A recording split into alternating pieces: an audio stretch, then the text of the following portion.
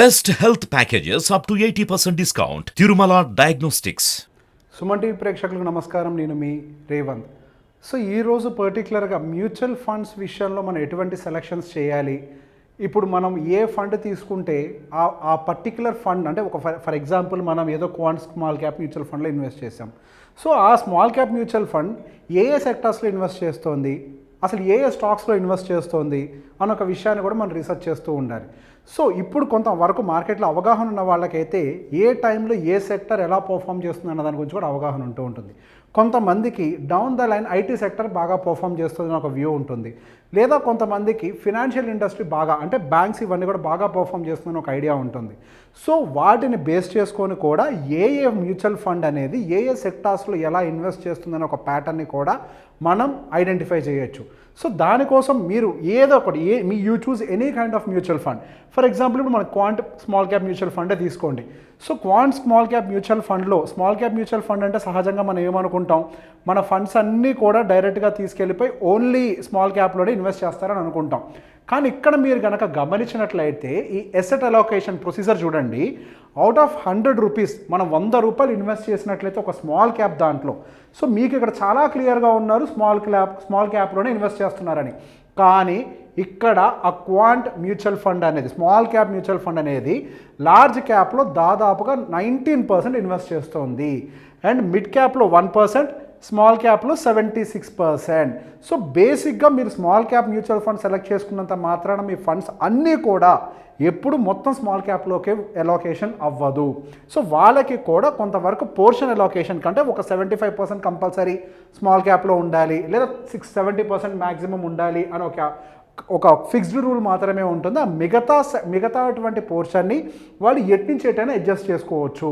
వాళ్ళకి ఎప్పుడైతే small cap అనేది ఓవర్గా వాల్యూడ్ అనిపిస్తుందో మేబీ ఆ టైంలో వాళ్ళు లార్జ్ క్యాప్లో కూడా మూవ్ చేస్తూ ఉంటారు. సో బేసిక్గా మనం లార్జ్ క్యాప్ ఇన్వెస్ట్ చేసినంత మాత్రాన మనం మొత్తం ఫండ్స్ లార్జ్లోనే ఉన్నట్టు కాదు, అందులో కూడా మళ్ళీ కొంత స్మాల్ క్యాప్ పిక్స్ కూడా ఉంటాయి. అలానే ఈ స్మాల్ క్యాప్లో కూడా లార్జ్ క్యాప్ పిక్ కూడా ఉంది. సో ఇక్కడ మీరు చూసినట్లయితే ఏ సెక్టార్స్లో ఇన్వెస్ట్ చేశారు, వాళ్ళ టాప్ హోల్డింగ్స్ వచ్చేసరికి పర్టికులర్గా ఫైనాన్షియల్ సెక్టార్లో ఉంది, next energy, next health care, and next is metals. ఇలానే మీరు డీటెయిల్ రిపోర్ట్లో కనుక వెళ్ళినట్లయితే ఏ టైంలో వాళ్ళకు ఉన్నటువంటి ఫండ్స్ అనేవి ఎలా మూవ్ అయ్యాయి అనేది కూడా మీకు క్లియర్గా అర్థమవుతుంది. సో రీసెంట్గా డిసెంబర్ 2023కి వాళ్ళు ఫినాన్షియల్ సెక్టార్లో యాజ్ ఆఫ్ నో వాళ్ళ ఫండ్స్ని కొంతవరకు తగ్గించుకున్నారు, ఎనర్జీ సెక్టార్లో ఫండ్స్ని పెంచుకున్నారు, హెల్త్ కేర్ సెక్టార్లో ఫండ్స్ని కొద్దిగా తగ్గించారు. సో ఇట్లా మీకు డీటెయిల్డ్గా సెక్టార్ బై సెక్టార్ వాళ్ళ ఫండ్ అలోకేషన్ ప్రాసెస్ ఎలా ఉంది అనే విషయాన్ని వాళ్ళు క్లియర్గా వాళ్ళకి సంబంధించిన రిపోర్ట్లో క్లియర్గా ఇస్తూనే ఉంటారు. సో మీకు ప్రతి ఫండ్లో మీకు ఇట్లా ఇండివిజువల్ ఇప్పుడు ప్రతి fund small cap mutual fund కూడా ఫైనాన్షియల్ సెక్టర్కి టాప్ కేటగిరీ ఇవ్వవు. కొన్ని మ్యూచువల్ ఫండ్స్ అయితే డైరెక్ట్గా ఫస్ట్ టెక్నాలజీకి ఇస్తాయి, తర్వాత ఫైనాన్షియల్కి ఇస్తాయి. సో అక్కడ ఉన్నటువంటి ఫండ్ మేనేజర్ వాళ్ళకు ఉన్నటువంటి వ్యూని బేస్ చేసుకొని వాళ్ళ సెక్టార్స్ని ఐడెంటిఫై చేస్తూ ఉంటారు. సో ఇక్కడ మీరు total sector versus this sector allocation versus the entire category అంటే టోటల్ స్మాల్ క్యాప్ కేటగిరీ ఎలా ఇన్వెస్ట్ చేస్తోంది, ఈ పర్టిక్యులర్గా ఈ ఫండ్ ఎలా అలొకేట్ చేస్తుందో కూడా మీరు ఐడెంటిఫై చేయొచ్చు. ఫైనాన్షియల్లో టోటల్ కేటగిరీ యావరేజ్గా 16% బిలో ఇన్వెస్ట్ చేసినట్లయితే ఈ పర్టికులర్ మ్యూచువల్ ఫండ్ 16% కంటే ఎక్కువ ఇన్వెస్ట్ చేస్తుంది. ఎనర్జీ సెక్టార్లో total small cap industry hardly 4% అంటే 3.5% ఇన్వెస్ట్ చేస్తున్నట్లయితే వీళ్ళు దాదాపుగా నియర్ టు 16% ఈ ఎనర్జీ సెక్టార్లోనే ఎక్కువ ఫోకస్ పెట్టారు. చాలా మ్యూచువల్ ఫండ్స్ క్యాపిటల్ గూడ్స్లో ఎక్కువ ఇన్వెస్ట్ చేస్తున్నట్లయితే ఈ పర్టికులర్ మ్యూచువల్ ఫండ్స్ క్యాపిటల్ గూడ్స్లో తక్కువగా ఇన్వెస్ట్ చేస్తుంది. సో ఇట్లా మీరు ఇండివిజువల్గా స్టాక్ బై స్టాక్ మీరు ఐడెంటిఫై చేసుకోవచ్చు. ఫండ్ బై ఫండ్ ఏవి ఎట్లా పర్ఫామ్ చేస్తున్నాయో ఎక్కడెక్కడ ఇన్వెస్ట్ చేస్తున్నాయో ట్రాక్ చేయొచ్చు. అలానే ఇక్కడ చూసినట్లయితే కంపెనీ పేర్లు, ఏ కంపెనీస్ ఎంతెంత హోల్డింగ్స్, మీకున్నటువంటి 100 రూపాయల్లో రిలయన్స్ ఇండస్ట్రీలో 9.78 రూపీస్, హిందుస్థాన్ కాపర్లో 3.73 రూపీస్, అదానీ పవర్లో 3.3 రూపీస్, ఇట్లా మనకి ఏ కంపెనీల్లో ఎంత ఇన్వెస్ట్మెంట్స్ పెట్టారు అనే ఒక విషయం కూడా చాలా క్లియర్గా డీటెయిల్డ్గా రిపోర్ట్ ఉంటుంది.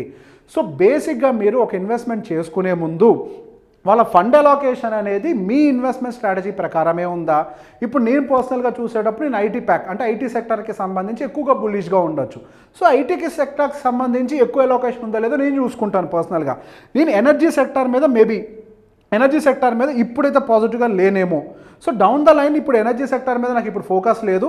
సో నేను ఫస్ట్ ప్రిఫరెన్స్ ఐటీ సెక్టార్కి ఇవ్వాలనుకుంటున్నా, సెకండ్ ప్రిఫరెన్స్ ఇన్ ఫైనాన్షియల్ సెక్టార్కి ఇవ్వాలనుకుంటున్నా అని ఒక విషయం నా మైండ్ క్లియర్గా ఉన్నప్పుడు ఆ స్మాల్ క్యాప్ మ్యూచువల్ ఫండ్స్ ఏవైతే నా ఐడియాలజీకి అనుకూలంగా సెక్టార్స్ వైజ్గా వాళ్ళు ఇన్వెస్ట్మెంట్ ఎలోకేషన్ పెట్టారో చూసుకొని చూస్ చేసుకునే అవకాశాలు కూడా మనకు ఉన్నాయి.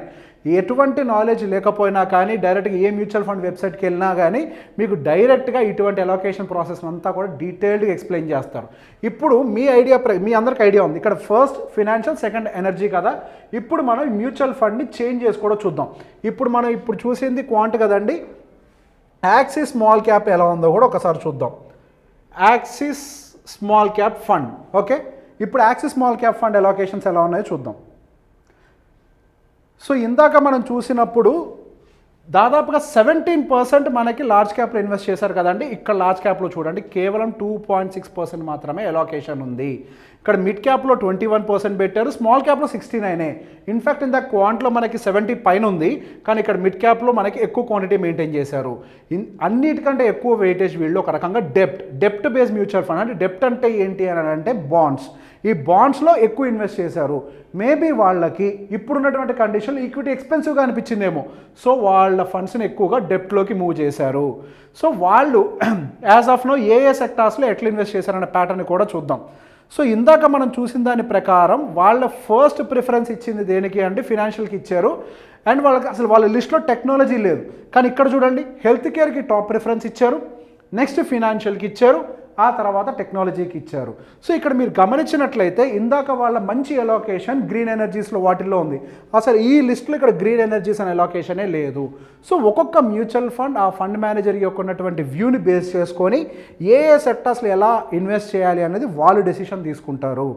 సో బేసిక్ ఇక్కడ చూసినట్లయితే ఇందాక మనకి రిలయన్స్లో ఎక్కువ హోల్డింగ్ ఉన్నట్లయితే ఇక్కడ కేపీఐటీ టెక్నాలజీస్లో ఎక్కువ హోల్డింగ్, అంటే దాదాపుగా 4.25% ఆఫ్ ద హోల్డింగ్ని వీళ్ళు మెయింటైన్ చేస్తున్నారు.